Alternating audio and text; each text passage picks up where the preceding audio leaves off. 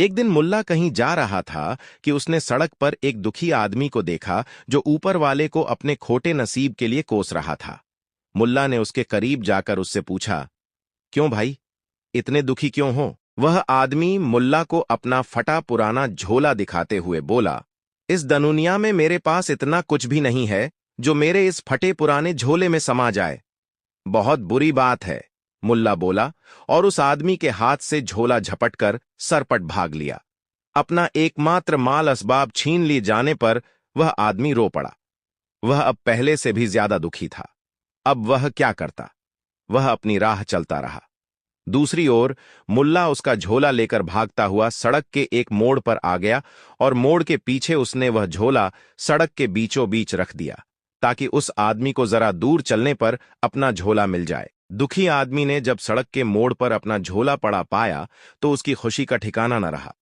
वह खुशी से रो पड़ा और उसने झोले को उठाकर अपने सीने से लगा लिया और बोला, मेरे झोले, मुझे लगा मैंने तुम्हें सदा के लिए खो दिया।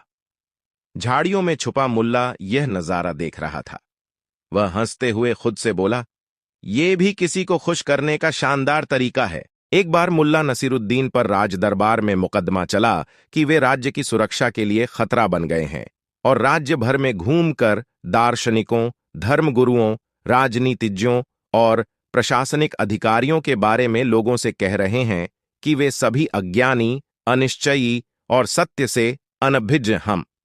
मुकदमे की कार्रवाई में भाग लेने के लिए राज्य के दार्शनिकों, धर्मगुरुओं, नेताओं और अधिकारियों को भी बुलाया गया।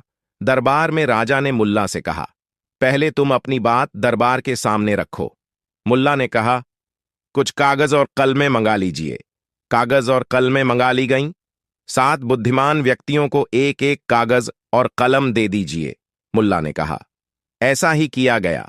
अब 7 तथाकथित बुद्धिमान सज्जन अपने अपने कागज पर इस प्रश्न का उत्तर लिख दें, रोटी क्या है? बुद्धिमान सज्जनों ने अपने अपने उत्तर कागज पर लिख दिए। सभी उत्तर राजा और दरबार में उपस्थित जनता को पढ़कर सुनाए गए। पहले ने लिखा, रोटी भोजन है। दूसरे ने लिखा, यह आटे और पानी का मिश्रण। तीसरे ने लिखा, यह ईश्वर का वरदान है। चौथे ने लिखा, यह पकाया हुआ आटे का लौंदा है। पांचवें ने लिखा, इसका उत्तर इस पर निर्भर करता है कि रोटी से आपका अभिप्राय क्या है। छठवें ने लिखा, यह पौटिक आहार है। और 7वें सक्ता ने लिखा, कुछ कहा नहीं जा। मुल्ला ने सभी उपस्थितों से कहा, विद्वान और गुणी लोग इस पर एकमत नहीं हैं कि रोटी क्या है, तो वे और दूसरी बातों पर निर्णय कैसे दे सकते हैं?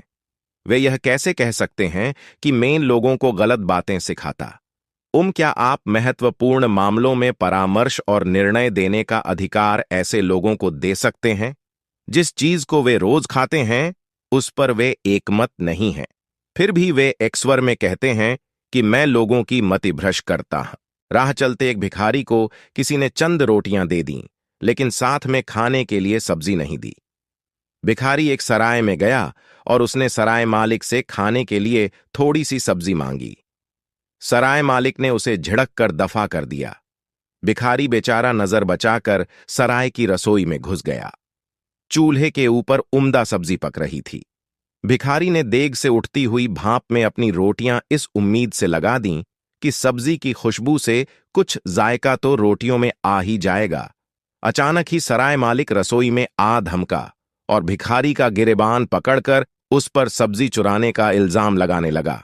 मैंने सब्जी नहीं चुराई, भिखारी बोला, मैं तो सिर्फ उसकी खुशबू ले रहा था। तो फिर तुम खुशबू की कीमत चुकाओ, सराय मालिक बोला। भिखारी के पास तो फूटी कौड़ी भी नहीं थी। सराय मालिक उसे घसीटकर काजी मुल्ला नसरुद्दीन के पास ले गया। मुल्ला ने सराय मालिक की शिकायत और भिखारी की बात इत्मीनान से सुनी। तो तुम्हें अपनी सब्जी की खुशबू की कीमत चाहिए ना? मुल्ला ने सराय मालिक से पूछा। जी, आपकी बड़ी मेहरबानी होगी, सराय मालिक बोला। ठीक है, मैं खुद तुम्हें तुम्हारी सब्जी की खुशबू की कीमत अदा करूंगा, मुल्ला बोला, और मैं खुशबू की कीमत सिक्कों की खनक से चुकाऊंगा। यह कहकर मुल्ला ने अपनी जेब से कुछ सिक्के निकाले और उन्हें हथेली में लेकर जोरों से खनकाया और उन्हें वापस अपनी जेब में रख लिया। ठगाया सा सराय मालिक और हैरान सा भिखारी दोनों अपने अपने रास्ते चले गए। मुल्ला नसरुद्दीन की दो बीवियां थीं जो अक्सर उससे पूछा करती थीं कि वह उन दोनों में से किसे ज्यादा चाहता है। मुल्ला हमेशा कहता, मैं तुम दोनों को एक समान चाहता हूं, लेकिन वे इस पर यकीन नहीं करतीं और बराबर उससे पूछती रहतीं, हम दोनों में से तुम किसे ज्यादा चाहते हो। इस सब से मुल्ला हलाकान हो गया। एक दिन उसने अपनी प्रत्येक बीवी को एकांत में एक एक नीला मोती दे दिया और उनसे कहा कि वे इस मोती के बारे में दूसरी बीवी को हरगिज न बताएं। और इसके बाद जब कभी उसकी बीवियां मुल्ला से पूछतीं, हम दोनों में से तुम किसे ज्यादा चाहते हो, मुल्ला उनसे कहता, मैं उसे ज्यादा चाहता हूं जिसके पास नीला मोती है। दोनों बीवियां इस उत्तर को सुनकर मन ही मन खुश हो जातीं। मुल्ला की दो बीवियां थीं जिनमें से एक कुछ बूढ़ी थी और दूसरी जवान थीं। हम दोनों में से तुम किसे ज्यादा चाहते हो? एक दिन बूढ़ी बीवी ने मुल्ला से पूछा। मुल्ला ने चतुराई से कहा, मैं तुम दोनों को एक समान चाहता हूं। बूढ़ी बीवी इस जवाब से संतुष्ट नहीं ई उसने कहा, मान लो, अगर हम दोनों बीवियां नदी में गिर जाएं तो तुम किसे पहले बचाओगे? अरे, मुल्ला बोला, तुम्हें तो तैरना आता है न? नसरुद्दीन एक शाम अपने घर से निकला। उसे किन्हीं मित्रों के घर उसे मिलने जाना था। वह चला ही था कि दूर गांव से उसका एक दोस्त जलाल आ गया। नसरुद्दीन ने कहा, तुम घर में ठहरो, मैं जरूरी काम से दो तीन मित्रों को मिलने जा रहा हूं और लौटकर तुमसे मिलूंगा। अगर तुम थके ना हो तो मेरे साथ तुम भी चल सकते हो। जलाल ने कहा, मेरे कपड़े सब धूल मिट्टी से सन गए हैं। अगर तुम मुझे अपने कपड़े दे दो तो मैं तुम्हारे साथ चलता हूं। तुम्हारे बगैर यहां बैठकर मैं क्या करूंगा? इसी बहाने मैं भी तुम्हारे मित्रों से मिल लूंगा। नसरुद्दीन ने अपने सबसे अच्छे कपड़े जलाल को दे दिए और वे दोनों निकल पड़े। जिस पहले घर वे दोनों पहुंचे वहां नसरुद्दीन ने कहा, मम, इनसे आपका परिचय कराटन। यह है मेरे दोस्त जलाल, और जो कपड़े इन्होंने पहने हैं वे मेरे हैं। जलाल यह सुनकर बहुत हैरान हुआ। इस सच को कहने की कोई भी जरूरत न थी। बाहर निकलते ही जलाल ने कहा, कैसी बात करते हो नसरुद्दीन, कपड़ों की बात उठाने की क्या जरूरत थी? अब देखो, दूसरे घर में कपड़ों की कोई बात मत उठाना। वे दूसरे घर पहुंचे।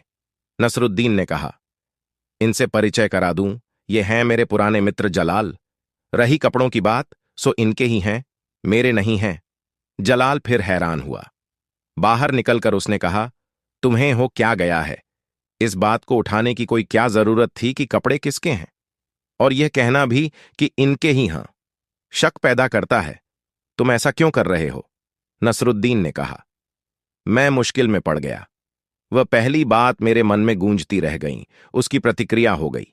सोचा कि गलती हो गई। मैंने कहा, कपड़े मेरे हैं तो? मैंने कहा, सुधार कर लूं, कह दूं कि कपड़े इन्हीं के हैं। जलाल ने कहा, अब ध्यान रखना कि इसकी बात ही ना उठे। यह बात यहीं खत्म हो जानी चाहिए। वे तीसरे मित्र के घर पहुंचे। नसरुद्दीन ने कहा, ये हैं मेरे दोस्त जलाल। रही कपड़ों की बात, 100 उठाना उचित नहीं है। नसरुद्दीन ने जलाल से पूछा, ठीक है ना, कपड़ों की बात उठाने की कोई जरूरत ही नहीं है। कपड़े किसी के भी हों, हमें क्या लेना देना, मेरे हों या इनके हों। कपड़ों की बात उठाने का कोई मतलब नहीं है। बाहर निकलकर जलाल ने कहा, अब मैं तुम्हारे साथ और नहीं जा सकूंगा। मैं हैरान हूं, तुम्हें हो क्या रहा है? नसरुद्दीन बोला, मैं अपने ही जाल में फंस गया। एचडी मेरे भीतर जो मैं कर बैठा उसकी प्रतिक्रियाएं हुई चली जा रही हैं।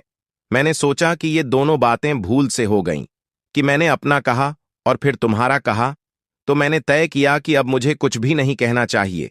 यही सोचकर भीतर गया था, लेकिन बार बार यह होने लगा कि यह कपड़ों की बात करना बिल्कुल ठीक नहीं है, और उन दोनों की प्रतिक्रिया यह हुई कि मेरे मुंह से यह निकल गया, और जब निकल गया तो समझाना जरूरी हो गया कि कपड़े किसी के भी हों, क्या लेना देना। ये जो नसरुद्दीन जिस मुसीबत में फंस गया होगा बेचारा, पूरी मनुष्य जाति ऐसी मुसीबत में फंसी है। एक गलत सिलसिला शुरू हो गया है, और उस गलत सिलसिले के हर कदम पर और गलती बढ़ती चली जाती है। जितना हम उसे सुधारने की कोशिश करते हैं, वह बात उतनी ही उलझती चली जाती है। एक बार खबर फैली कि मुल्ला नसरुद्दीन कम्युनिस्ट बन गए हैं। जो भी सुनता उसे आश्चर्य होता, क्योंकि सभी जानते थे कि मुल्ला अपनी चीजों को लेकर कितने पॉजिटिव हैं। जब उनके परम मित्र ने यह खबर सुनी तो वो तुरंत मुल्ला के पास पहुंचा। मित्र, मुल्ला, क्या तुम जानते हो कम्युनिज्म का मतलब क्या है? मुल्ला: हाँ, मुझे पता है। मित्र, क्या तुम्हें पता है अगर तुम्हारे पास 2 कार है और किसी के पास एक भी नहीं तो तुम्हें अपनी एक कार देनी पड़ेगी? मुल्ला: हाँ, और मैं अपनी इच्छा से देने के लिए तैयार। मित्र: अगर तुम्हारे पास 2 बंगले हैं और किसी के पास एक भी नहीं तो तुम्हें अपना एक बंगला देना होगा? मुल्ला: हाँ, और मैं पूरी तरह से देने को तैयार। मित्र: और तुम जानते हो अगर तुम्हारे पास 2 गधे हैं और किसी के पास एक भी नहीं तो तुम्हें अपना एक गधा देना पड़ेगा? मुल्ला: नहीं, मैं इस बात से मतलब नहीं रखता। मैं नहीं दे सकता। मैं बिल्कुल भी ऐसा नहीं कर सकता। पर क्यों? यहां भी तो वही तर्क लागू होता मित्र है। मुल्ला: क्योंकि मेरे पास कार और बंगले तो नहीं, पर 2 गधे जरूर हैं। ऐसे ही रोचक कहानियों के लिए हमें सपोर्ट करें। हमारे चैनल को लाइक, शेयर और सब्सक्राइब करें।